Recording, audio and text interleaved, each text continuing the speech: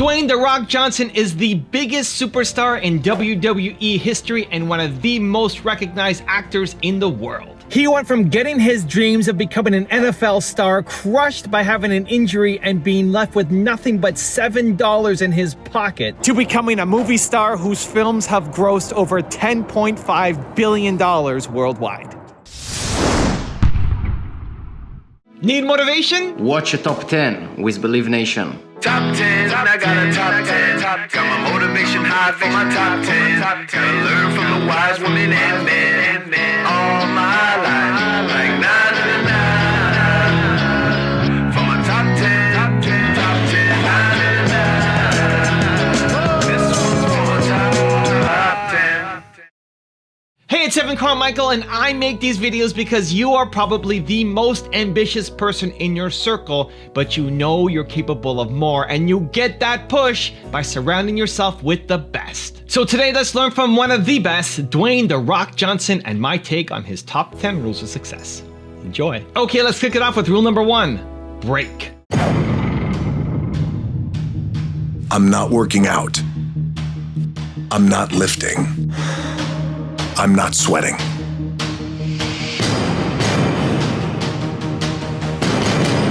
I'm building.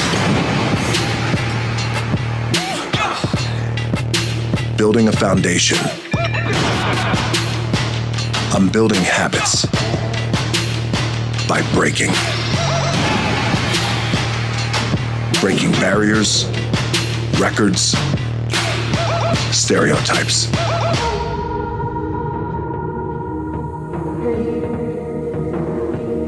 I'm breaking step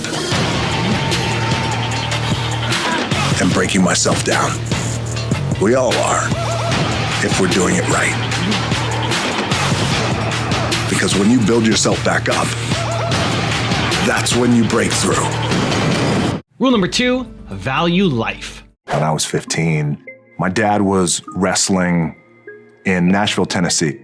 I moved with him, and when my mom finally arrived in Nashville, she had just driven all the way across country from California, and I knew that my parents were going through some really tough times in terms of their marriage, and that was a tough day. I'll never forget it. It was probably about 1 o'clock in the afternoon. We were at a restaurant, the three of us, and they got into it. They got into a very big fight, not physical, but just really loud arguing, and my dad had a car at that time, and so they got into that car. My dad was driving, my mom was in the passenger seat, and I get in the car that my mom just drove, the family car, and I start driving it. I already had my license at that time at 15. And we're driving down I-65. I-65 is a major interstate that runs through Tennessee. And I'm watching them drive in front of me, and their car starts swerving, and I can clearly see that they are arguing. My old man makes a hard right, and he gets on the shoulder, and in the gravel road, my mom gets out of the car, and when she got out of the car, I'll never forget it, she had a glazed look over her eyes that I had never seen before. And she walks right into the middle of I-65 and continues to walk down into oncoming traffic. And my heart stopped. Horns were blowing, and cars were swerving out of the way. 18-wheelers were swerving out of the way. And I got out of the car, and I grabbed her and wrestled her over to the side of the road. And I don't remember what I said to her. I remember she didn't say a thing. And in that moment, one of the greatest lessons I've ever learned was how precious life is and how in an instant it can all go away. Changed me. The irony is, my mom has no idea that it even happened. That's the irony. That's also the beauty of it. She does not remember anything. Thank God. Because maybe it's too traumatic to remember. Rule number 3, explore your feelings. We all go through this, and we all lose loved ones. I think what I've realized in the past couple of weeks is it's good to explore these feelings on feeling a little guilty, and I didn't get a chance to say the things that I wanted to say, or I wish he would have said the things to me. Yes. As a father, now as a father of 3 daughters, the important, critical things that anchor us that I didn't get from him, and it's okay to explore those feelings, but it's also very important to heal, to make sure that we come back to an anchoring foundation of gratitude. A gratitude for what I was able to have with him. Yeah. You know, and so I didn't get a chance to say the things that I wanted to say to him. However, another thing that is important too is, you know, because in death, that's when we can spiral and think, well, I should have done this and I should have called and I should have sent more pictures. But we got to realize that the relationship that I had with my dad was a relationship that was appropriate at that time. Rule number 4, put in the work. I first picked up a weight when I was 14 years old because all the men who I looked up to in my life, who I aspired to be, were all men who went to the gym, picked up iron, and took care of business with their own 2 hands, and they made something of themselves. And of course, yes, and at 14 years old, like everyone in this room, at 14 years old, I wanted to be a success, but in my head I thought, oh, well, if I'm going to be a success, I have to go put in the work. So I went and I put in the work at 14 years old. I went right to World's Gym in Honolulu, Hawaii. I took 135 off, and yes, took 135 pounds off that bench, and I got buried. But, hey, it all starts somewhere. Also, if you want to have more confidence and self-love, check out my 254 series where every day for the next 254 days, I'll send you an amazing video for free to your inbox to help you move your confidence forward. The links to join are in the description below. My call time is at 7, then you back your clock up 4 hours, and then that's when I get up. Be you. Be yourself. Whether it's in entertainment, whether it's out in public, whether you're a celebrity or not, whatever. And the most powerful thing you can be is yourself. Getting up at 4 o'clock in the morning every day before anybody else and grounding my thought process is in the no one will outwork me. Rule number 5, pull in inspiration from everybody. Who inspired you the most in your life? Great question. I think that I've been really lucky and fortunate to have a lot of people in my life who have inspired me over the years. I could pull inspiration from everybody who I have around me, whether it's family, whether it's employees, or team members. But you know what? It sounds incredibly cheesy. I see a cheese graphic come in right here. Hello. Cheese. The fans really inspire me, and that is the truth. I meet fans all over the world, and I often say that I have the greatest fans in the world, and I honestly believe that. Fans, family, team members, they all inspire me. Rule number 6, change your perspective. I know you didn't grow up with a lot of money, and I read the story about when I think you were around 15 and there was an eviction notice on the door, and how that made a big impression on you, right? It did. Now, yes. Now, you're one of the highest paid actors in the world. Oh, thank you. I do all right, thank you. You do all right. And does that title, the sexiest man alive, the highest paid, and what do those titles mean, if anything? You're the greatest, you're the most popular, you're the most followed, you're the most. It's great for the ego. It's wonderful. Kidding. Yeah, the better question is, how do you keep your ego in check when all of that is happening all around you? Sure. Yeah. Very important.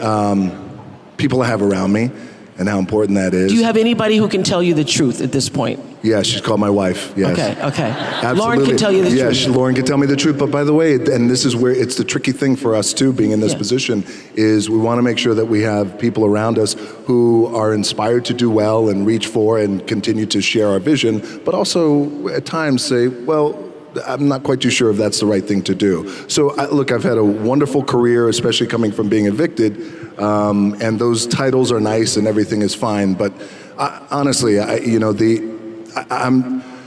so grateful to be in the position I'm in, and I never take anything for granted. I try not Aren't to. you glad that you were once evicted? Because it gives you such an appreciation for what you have now. It just gives such perspective. When Yeah. we were 14 years old, we lived in Hawaii, and we lived in a small efficiency apartment. And my mom and I came home, and I'll never forget, the rent was $180 a week. And there was an eviction a week, and there was an eviction notice on the door. And this was the one, it was the final eviction notice. Like, that's the one.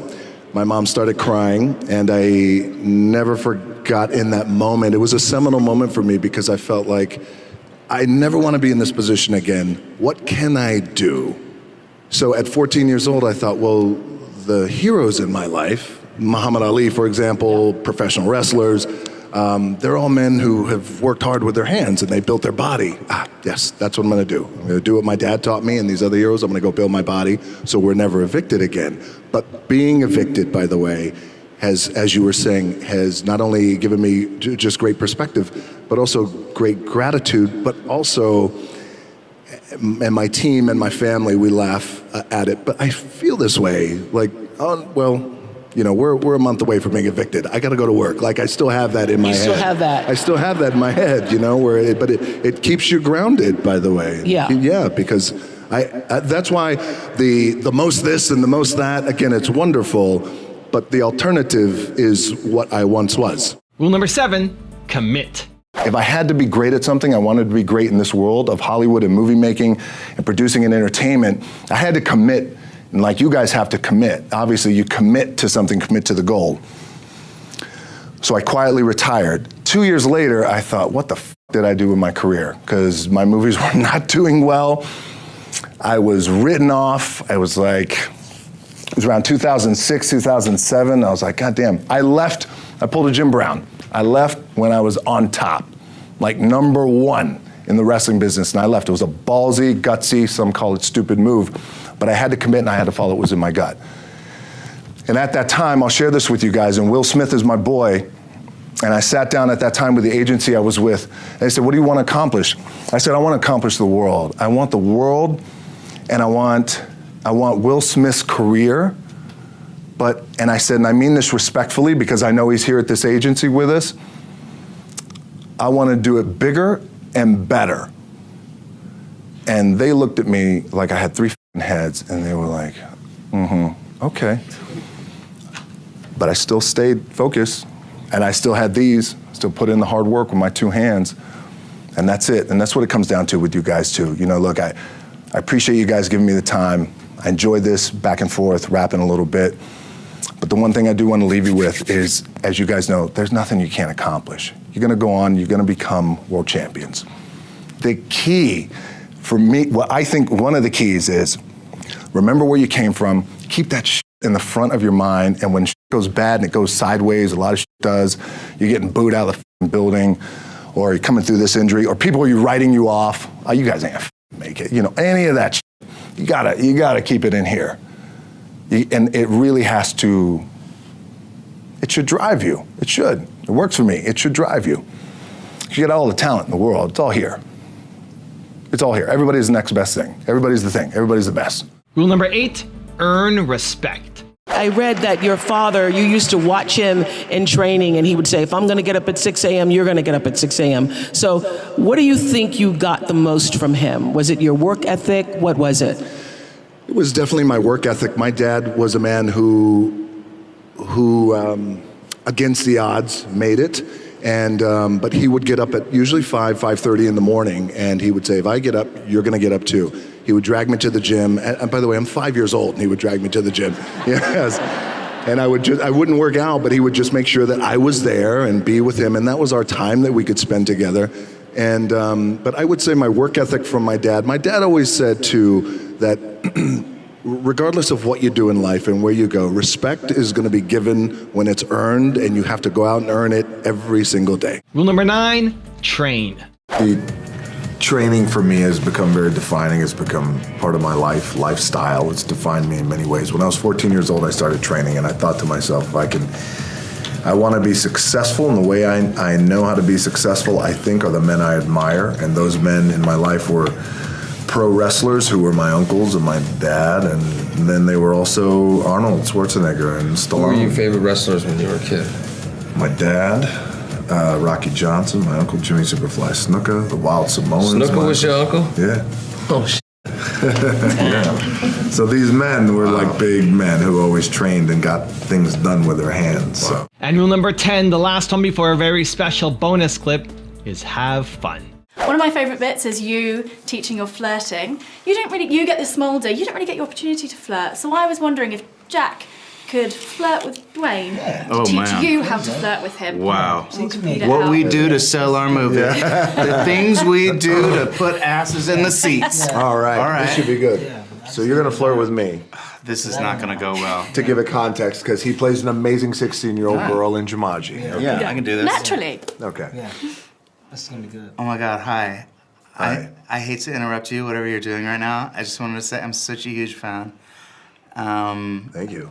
And that's my flirt. Amazing. How would That's amazing. how would you top that? I think I felt That's something. not much of an opening line. In terms of I just don't know if I learned much from that. Can you do it again? I don't know if I'm not Can trying you to think flirt about What it. would your No, I mean, you technique? just What said would that- you What would you do then? How would you give tips to that? Well, I mean, I don't know. How would If I you did- flirt? It was just How would first you of all, flirt? It's tough for me to even think about Flirt, flirting because- I'm a married man. Nah, I have should my be. wife. So, Ring-a-ling-a-ding. yeah, I don't. So I don't know, but that's- you're just charming Dwayne. It's just like yeah. some of us, I mean- you know. How do you flirt? Go ahead. Yeah, Flirt. I mean, if you Let me do this. Let me if do a there little was bit of that. ever in Look a at my world chest. where There that we go. Look at exists, it. you know, you gotta talk to those people. I'm so in a box of commitment that He's not you gonna know, do it. Yeah, it's He's just not never- gonna do it. Okay. It's just tough to even think about that. He doesn't. Yeah, he's I'm not even- committed. He doesn't go there. Box. I'm in a little Fair love play. box with my family.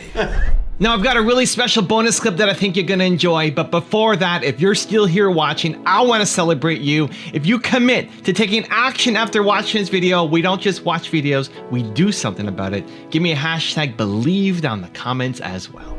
How do you find the motivation to work out every day with having a partner in your life, a baby mama, kids, and a job that's nonstop? All jokes aside, like we always look for that balance in life, all of us, we always look for that balance. We look for that anchor, what those anchors can be. I'm very lucky that I have a woman in my life, a partner I've been with for 10 years, Lauren Hashin, who that's my lovely lady, my baby mama, and who helps me find that anchor. If you want another awesome video in our Black Excellence series, check out the video right there next to me. I think you'll enjoy it. Continue to believe, and I'll see you there.